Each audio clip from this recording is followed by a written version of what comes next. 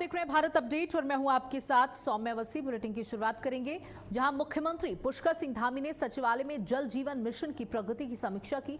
उन्होंने शेष पेयजल योजनाओं को तय समय सीमा में पूरा करने और हर घर तक नियमित, पर्याप्त एवं गुणवत्तापूर्ण पानी पहुंचाने के निर्देश दिए। मुख्यमंत्री ने कहा कि मिशन की सफलता केवल नल कनेक्शन देने से नहीं बल्कि घरों तक लगातार सुरक्षित पेयजल पहुंचाने से तय होगी।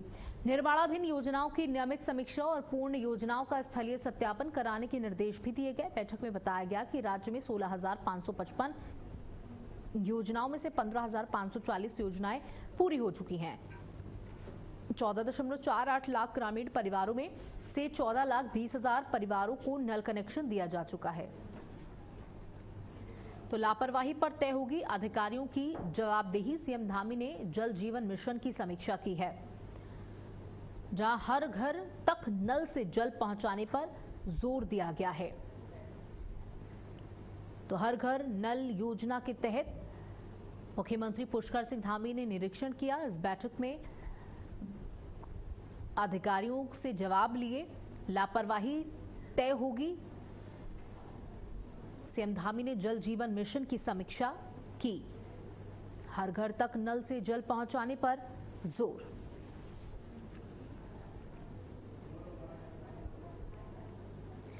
मुख्यमंत्री पुष्कर सिंह धामी के प्रयासों से रूस में तकरीबन 97 दिनों में से फंसे पिथौरागढ़ के दो भाई आनंद सिंह कार्की और भूपेंद्र सिंह कार्की सुरक्षित अपने घर लौट आए। दोनों को बेहतर रोजगार का झांसा देकर ट्रैवल एजेंसी के जरिए रूस भेजा गया था।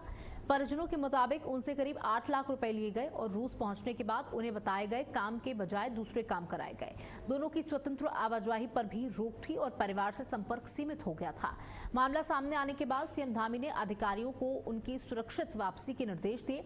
विदेश मंत्रालय और भारतीय दूतावास के समन्वय से दोनों की सकुशल वापसी हो पाई। मुख्यमंत्री ने फोन पर दोनों भाइयों से बात कर कुशल क्षेम जाना।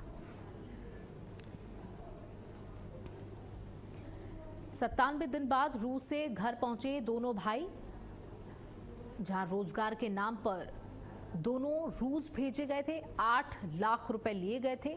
काम कुछ और बताया गया, वहां पर कुछ और करवाया जा रहा था और लगातार ये दोनों भाई बेहद परेशान थे। इन्होंने उम्मीद खो दी थी कि ये कभी वापस अपने घर भी आ पाएंगे, लेकिन 97 दिनों के बाद उत्तराखंड सरकार के प्रयासों से, भारत सरकार के प्रयासों से इन दोनों को वापस लाया गया। वतन वापसी हुई इनकी और फिर ये अपने घर पहुंचे। उसके बाद मुख्यमंत्री पुष्कर सिंह धामी ने फोन पर इन दोनों ही भाइयों से बातचीत करी। धामी सरकार का धन्यवाद करता ये पूरा परिवार नहीं थक रहा है। रोजगार के नाम पर झांसा देकर रूस भेजा गया था। जो काम बताया गया था उससे विपरीत काम कराए जा रहे थे और 8 लाख रुपए भी ले लिए गए थे। परिवार वालों से सीमित बातचीत थी। अपनी मर्जी से कहीं ना आ सकते थे, ना ही कहीं जा सकते थे। देखिए, सरकार का धन्यवाद पूरा परिवार करता हुआ नजर आ रहा है। सीएम धामी से मुख्यमंत्री आवास में उत्तराखंड निवासी शेफ केशव नेगी ने मुलाकात की। दिल्ली के मालवीय नगर स्थित होटल अग्निकांड मामले में कानूनी प्रक्रिया का सामना कर रहे केशव नेगी ने सरकार के सहयोग और संवेदनशीलता के लिए मुख्यमंत्री का आभार जताया। सीएम धामी ने उनका हालचाल जाना और भरोसा दिलाया कि प्रदेश सरकार उनके साथ पूरी मजबूती के साथ खड़ी है। उन्होंने कहा कि सरकार अपने हर नागरिक के हितों की रक्षा के लिए प्रतिबद्ध है और जरूरत पड़ने पर हर संभव सहायता दी जाएगी। इससे पहले भी मुख्यमंत्री ने फोन पर केशव नेगी का हाल जाना था और दिल्ली की मुख्यमंत्री से भी इस संबंध में बात की थी। आज केशव नेगी ने परिवार सहित मुलाकात कर आभार जताया है।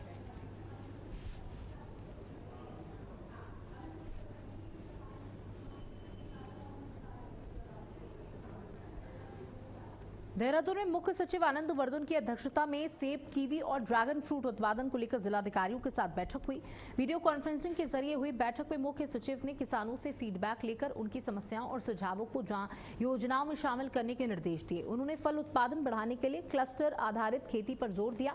साथ ही नई और गुणवत्तापूर्ण किस्मों के साथ हाई डेंसिटी नर्सरियां विकसित करने की बात कही। मुख्य सचिव ने कोल्ड स्टोरेज, परिवहन, रोपवे, विपणन और प्रोसेसिंग इकाइयों का मजबूत तंत्र विकसित करने पर भी जोर दिया। उन्होंने पॉली हाउस योजना का अधिक से अधिक लाभ किसानों तक पहुंचाने और कम उत्पादकता वाले पुराने क्षेत्रों को नई हाई डेंसिटी फसलों से बदलने के निर्देश दिए। फल उत्पादन बढ़ाने के लिए मुख्य सचिव ने जोर दिया। सेब, कीवी और ड्रैगन फ्रूट के उत्पादन पर पूरा फोकस किया गया। कोल्ड स्टोरेज और प्रोसेसिंग इकाइयों पर भी जोर दिया गया। देखिए, हर क्षेत्र पर नजर रखी जा रही है कि कहां से लोगों को रोजगार ज्यादा से ज्यादा मुहैया हो सकता है, लोग कैसे अपने काम को शुरू कर सकते हैं। फल उत्पादन को बढ़ावा देकर के लोगों तक ये जानकारी पहुंचाई गई। कोल्ड स्टोरेज और प्रोसेसिंग इकाइयों पर भी यहां पर जोर दिया गया। इस मीटिंग में, इस बैठक में क्लस्टर आधारित खेती को बढ़ावा देने की तैयारी में।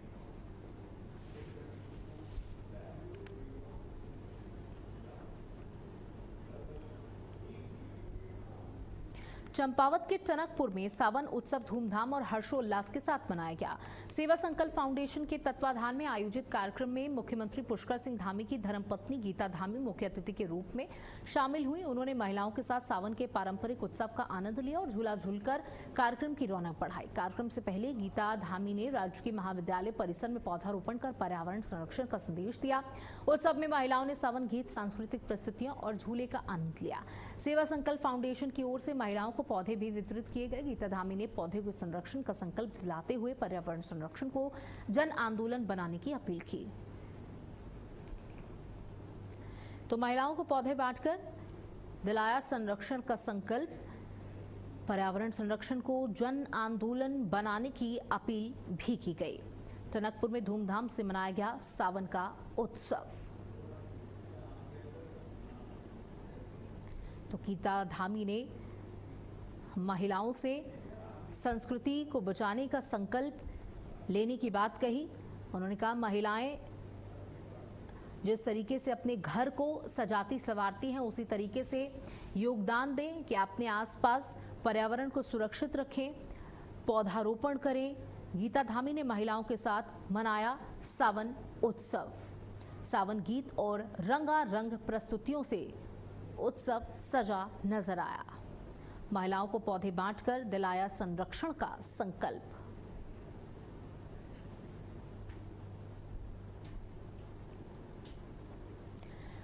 तो देखिए, सावन का महीना चल रहा है और अलग अलग जगहों पर तीज उत्सव मनाए जा रहे हैं। सावन को लेकर के ये महिलाओं के द्वारा ये उत्सव मनाए जा रहे हैं और यहाँ पर गीता धामी पहुंची थी, जहां उन्होंने महिलाओं को संकल्प दिलाया कि किस तरीके से पर्यावरण का संरक्षण करना है, संस्कृति को बढ़ावा देना है।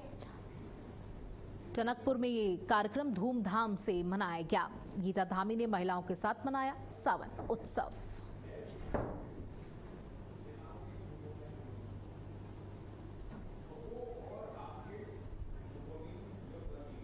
ये सावन जहाँ एक और भगवान शिव और माँ पार्वती की आराधना के लिए जो है हमें प्रेरित करता है और सभी लोग भक्ति भाव में जो है डूब जाते हैं। सभी लोग उनकी पाठ पूजा करते हैं और दूसरी तरफ हमें ये सावन का महीना अपनी प्रकृति के संरक्षण संवर्धन के लिए भी जो है संदेश देता है और हम सभी की जिम्मेदारी है कि हम सभी अधिक से अधिक जो है वृक्षारोपण करें, पेड़ पौधे लगाएं। वहीं चमोली की नीति घाटी में तमक नाला उफान पर आने से वैली ब्रिज बह गया, जिससे वाहनों की आवाजाही बाधित है। मार्ग को जल्द बहाल करने के लिए जिला प्रशासन और संबंधित विभागों की टीमें युद्ध स्तर पर जुटी हुई हैं। तमक नाले में ह्यूम पाइप डालकर अस्थायी मोटर मार्ग तैयार करने का काम तेजी से चल रहा है। प्रशासन का प्रयास है कि जल्द से जल्द अस्थायी मार्ग तैयार कर वाहनों की आवाजाही सुचारू की जा सके। मौके पर अधिकारियों की लगातार निगरानी बनी हुई है और जरूरी मशीनरी व संसाधन उपलब्ध कराए जा रहे हैं। मौसम और नाले के जलस्तर को देखते हुए सुरक्षा का भी विशेष ध्यान रखा जा रहा है। प्रशासन ने लोगों से अपील की है कि मार्ग बहाली तक प्रभावित क्षेत्र में अनावश्यक आवागमन से बचें।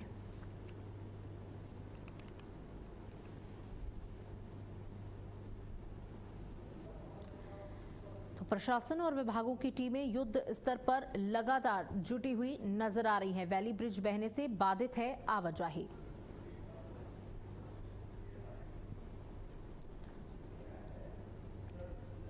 तो पाइप डालकर वाहनों की आवाजाही को दोबारा से शुरू किया गया। वहीं इस पूरे मामले पर खुद मुख्यमंत्री नजर बनाए हुए हैं। प्रशासन और विभागों की टीम जुटी हुई है। वैली ब्रिज बहने से आवाजाही बाधित हुई थी, जहां एक वैकल्पिक मार्ग तैयार किया गया है। तमके नाले में अस्थायी मार्ग बनाने का काम तेज किया गया है।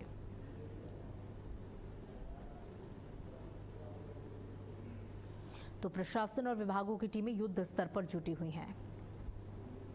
के लिए ये ऑपरेशन जो है वो जो एक व्यक्ति जो बह गए थे, हवलदार थे श्री पंकज, वहाँ के बीआरओ के, उनके रेस्क्यू, उनको बॉडी फर्ज करने के लिए, रेस्क्यू करने के लिए सर्च अभियान जारी है। रात में ही मेरे एनडीआरएफ, एसडीआरएफ और राजस्व विभाग की टीम लगी हुई थी, पुलिस की टीम लगी थी, और अभी भी जो है मेरे एसडीएम और तहसीलदार जो है वो मौके पर हैं वहाँ पर, और सर्च ऑपरेशन जारी है। साथ ही साथ जो बीआरओ रोड ओपन करने के लिए 4 ह्यूज फाइट जो है वहाँ पर पहुँचा चुकी है। जैसे ही पानी कम होता है या फ्रेश फंड कम होता है उसको डाल करके उसको रोड रिस्टोर करने का करेंगे उस पर। उत्तराखंड में चारधाम यात्रा लगातार रफ्तार पकड़ रही है। 114 दिनों में अब तक 47,02,703 श्रद्धालु चारधाम के दर्शन कर चुके हैं। पिछले साल की समान अवधि के मुकाबले इस बार 4,78,556 यात्री ज्यादा पहुंचे हैं। बता दें कि खराब मौसम और मानसून की चुनौतियों के बावजूद यात्रा नए रिकॉर्ड की ओर बढ़ रही है। बद्रीनाथ में सबसे ज्यादा 16,12,112, जबकि केदारनाथ में 14,50,116 श्रद्धालु पहुंचे हैं। गंगोत्री में 7,37,629 और यमुनोत्री में 6,62,347 श्रद्धालुओं ने दर्शन किए। वहीं हेमकुंड साहिब में भी 2,40,499 श्रद्धालु शीश नवा चुके हैं। मुख्यमंत्री पुष्कर सिंह धामी ने आपदा प्रबंधन विभाग को 24 घंटे अलर्ट मोड पर रहने और आपात स्थिति में तत्काल राहत बचाव शुरू करने के निर्देश दिए हैं। तो मानसून की चुनौती के बीच आस्था बरकरार है।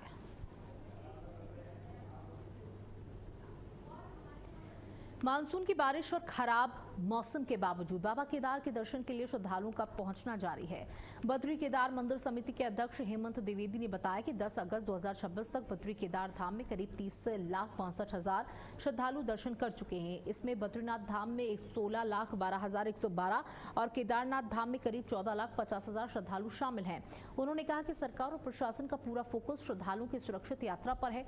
यात्रा मार्ग पर आपदा प्रबंधन की टीमें लगातार सक्रिय हैं। वहीं यात्रा का दूसरा चरण शुरू होने के साथ गौरीकुंड से केदारनाथ तक पैदल मार्ग की व्यवस्थाओं का भी निरीक्षण किया गया है। कपाट बंद होने तक यात्रा को सुरक्षित और सुचारू रखने के लिए लगातार तैयारियां जारी हैं।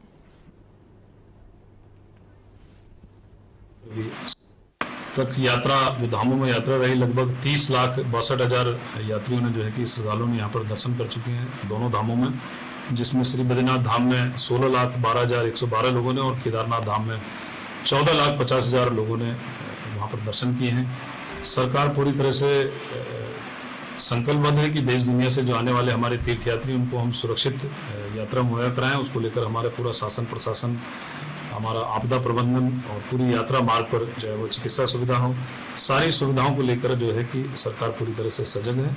और यात्रा जो है कि दूसरा पड़ाव यात्रा का प्रारंभ हो चुका है। मानसून के बाद जो दूसरा पड़ाव होगा उसको लेकर भी सभी जो व्यवस्था है उनको लेकर हमने मौका मुहैया किया। बद्री केदार मंदिर समिति के अध्यक्ष हेमंत द्विवेदी ने 2027 के विधानसभा चुनाव को लेकर बड़ा संकेत दिया। रुद्रप्रयाग में उन्होंने कहा कि अगर पार्टी संगठन का निर्देश होगा तो वे चुनाव लड़ सकते हैं। हेमंत द्विवेदी ने बताया कि उन्होंने लंबे समय तक विद्यार्थी परिषद, युवा मोर्चा और संगठन में काम किया। साथ ही सरकार में भी उन्हें जिम्मेदारी निभाने का अवसर मिला। उन्होंने कहा कि पार्टी कार्यकर्ता आधारित संगठन है और चुनाव लड़ने का भी अंतिम फैसला संगठन के निर्देश के आधार पर ही होगा। उनके इस बयान के बाद 2027 के चुनाव में उनकी संभावित दावेदारी को लेकर सियासी चर्चाएं तेज हो गई हैं।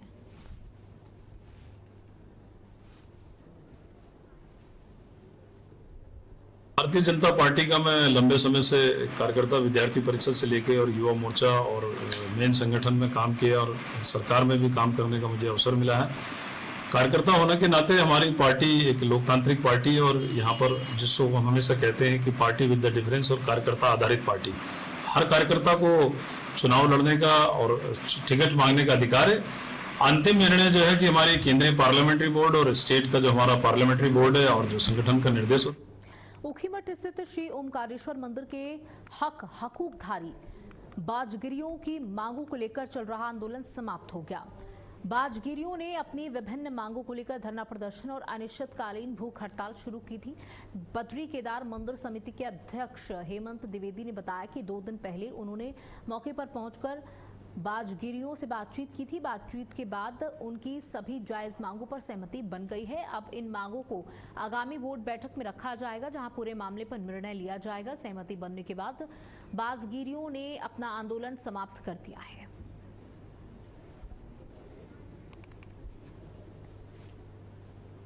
सभी मांगों को मान लिया गया है और उस पर सहानुभूतिपूर्वक सब पर विचार करते हुए उनका अनशन उन्होंने समाप्त किया। और आगामी आने वाली जो बोर्ड बैठक है उसमें कुछ शासन स्तर पर है और कुछ हमारे मंदिर समिति के स्तर पर उनका तत्काल निस्तारण करने का उनको पूरा आश्वासन भी दिया गया और अगले माह तक वो सारी मांगे उनकी जो है।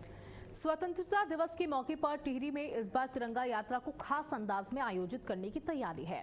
भाजपा जिला अध्यक्ष उदय सिंह रावत के नेतृत्व में जिले के सभी विधानसभा क्षेत्रों, मंडलों और बूथ स्तर तक तिरंगा यात्राएं निकाली जाएंगी। वहीं भाजपा युवा मोर्चा की ओर से टिहरी बांध की झील में नावों के जरिए तिरंगा यात्रा निकाली जाएगी। भाजपा का कहना है कि इस यात्रा के जरिए देशभक्ति के साथ टिहरी झील की पर्यटन संभावनाओं को भी देश दुनिया के सामने रखा जाएगा। नावों पर तिरंगा लेकर निकाली जाने वाली यात्रा देशभक्ति और पर्यटन के संगम का संदेश देगी। जिले में यह अभियान 14 अगस्त तक जारी रहेगा। विश्व हाथी दिवस के मौके पर नैनीताल के कॉर्बेट टाइगर रिजर्व के बिजरानी गेट पर स्कूली बच्चों के लिए विशेष जागरूकता कार्यक्रम आयोजित किया गया, जहां बच्चों को हाथियों की शारीरिक संरचना, व्यवहार और उनके संरक्षण के महत्व की जानकारी दी गई। वन्यजीव प्रेमी संजय छिमवाल ने बच्चों को हाथी का सूंड, कान, दांत और पैरों की उपयोगिता के बारे में भी बताया।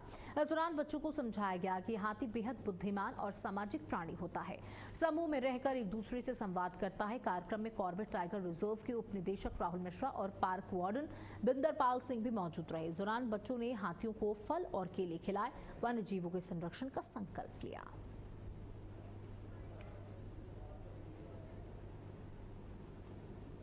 तो आज का दिन वर्ल्ड एलिफेंट डे के नाम से मनाया जाता है पूरे विश्व में, और इसलिए कॉर्बेट में सब जानते हैं कि 1200 से ज़्यादा अधिक हाथी हैं यहाँ पर। तो ये बहुत ही महत्वपूर्ण है कि यहाँ पर जो लोकल लोग हैं, बच्चे हैं, उनको एक एलिफेंट्स के बारे में जागरूक किया जाए। तो उसी के संबंध में कार्यक्रम जो है आमडंडा गेट पर रखा। मसूरी वन प्रभाग के नए डीएफओ देवी प्रसाद बलोनी ने कार्यभार संभाल लिया है। पदभार ग्रहण करते ही उन्होंने वन और पर्यावरण संरक्षण को अपनी पहली प्राथमिकता बताया। उन्होंने कहा, विकास कार्य जरूरी है, लेकिन मसूरी की प्राकृतिक सुंदरता और वन क्षेत्र से कोई समझौता नहीं किया जाएगा। नियमों के दायरे में होने वाले जनहित के कार्यों में अनावश्यक देरी नहीं होगी, जबकि नियम विरुद्ध निर्माण पर कार्रवाई की जाएगी। डीएफओ ने बताया कि वे पहले भी 2 बार मसूरी में सेवाएं दे चुके हैं।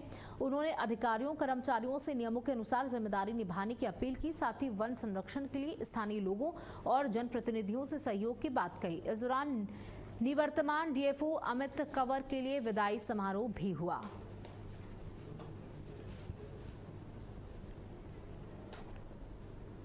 चंपावत के बंदलेक क्षेत्र में दर्दनाक सड़क हादसा हो गया। खटीमा से पिथौरागढ़ जा रही वैगना कार अनियंत्रित होकर करीब 150 मीटर गहरी खाई में जा गिरी। हादसे के वक्त कार में 4 लोग सवार थे। सूचना मिलते ही पुलिस और एसडीआरएफ की टीम मौके पर पहुंची और स्थानीय लोगों की मदद से रेस्क्यू अभियान शुरू किया। कड़ी मशक्कत के बाद चारों लोगों को खाई से बाहर निकालकर अस्पताल पहुंचाया गया। इलाज के दौरान एक व्यक्ति की मौत हो गई। 2 घायलों का जिला अस्पताल में इलाज चल रहा है, जबकि एक गंभीर घायल को हल्द्वानी रेफर किया गया है। पुलिस ने वाहन चालकों से पहाड़ी मार्गों पर सावधानी बरतने की अपील की है।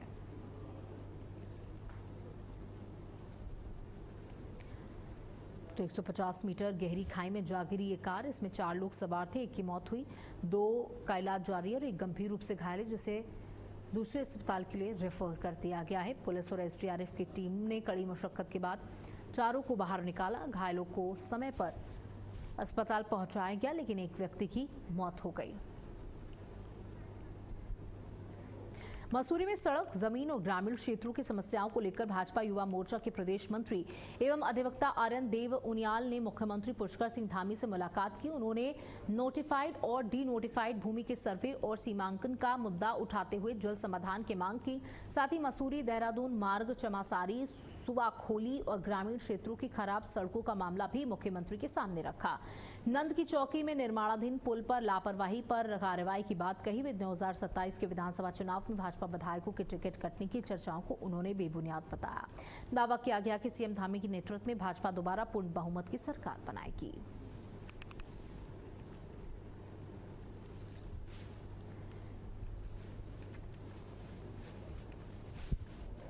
पौड़ी गढ़वाल में जिलाधिकारी ने बुधवार को विशेष गहन पुनरीक्षण यानी SIR के तहत चल रहे निर्वाचन कार्यों का निरीक्षण किया। उन्होंने सुनवाई स्थलों पर AERO, BLO और सुपरवाइजर से मतदाता पुनरीक्षण दावों, आपत्तियों और दस्तावेजों के डिजिटलीकरण की जानकारी ली। डीएम ने निर्देश दिए कि SIR की प्रक्रिया सरल और पारदर्शी रखी जाए और पात्र मतदाता किसी भी स्थिति में मतदानाधिकार से वंचित ना हो। इसके बाद जिलाधिकारी ने नगर पालिका कार्यालय का औचक निरीक्षण किया। उन्होंने स्वच्छता व्यवस्था की नियमित निगरानी, कर्मचारियों की समय पर उपस्थिति, लंबित कर वसूली में तेजी लाने के निर्देश दिए।